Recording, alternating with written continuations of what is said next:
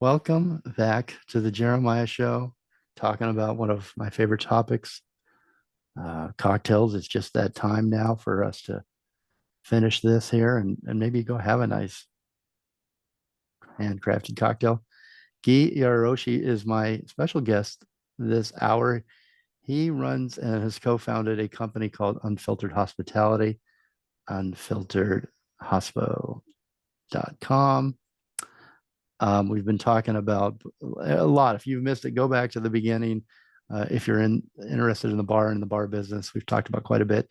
Guy, you're such a professional. I've enjoyed talking to you this hour.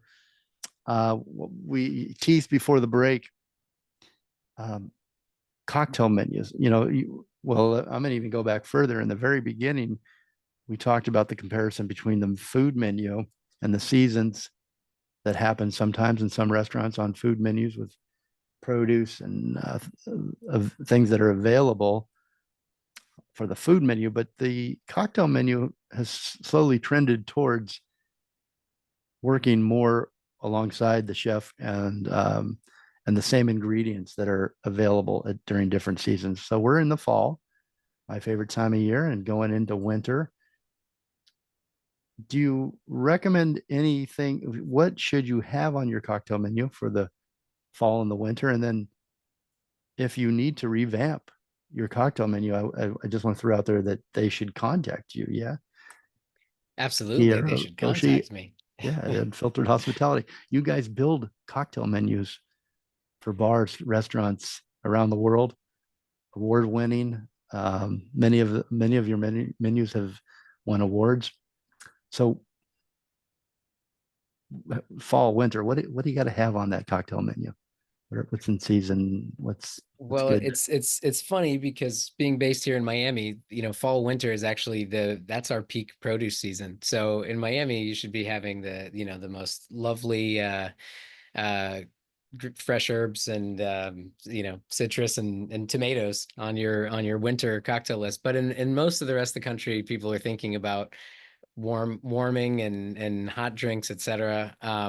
So one of our clients in Virginia that we're working on sort of like a seasonal swap drinks for them. So like in fall, winter, it'll be from a hot drinks dispenser, and we're going to do this really cool mulled wine. Using Mm. actually they use a local Virginia wine that's actually quite good. So we're doing like a mulled wine. I love mulled wines, hot wines with little And fruit those are and pretty little hot right now sweetener. too, aren't they?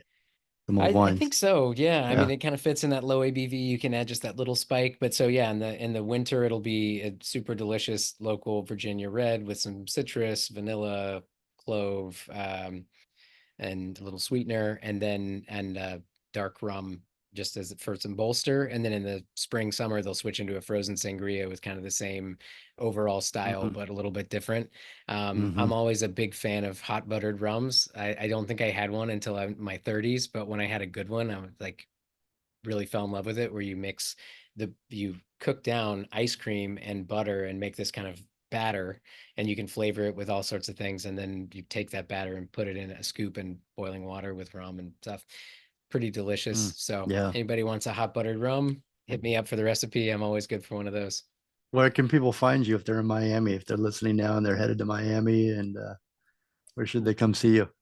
Yeah, well, you can find me in my office a lot, but some clients that we're spending a lot of time in right now is the Joe Stone Crab. They're in their 113th season, and they have us there for a year working on a new beverage program and consistently doing some new activations and new stuff with them. So that's great.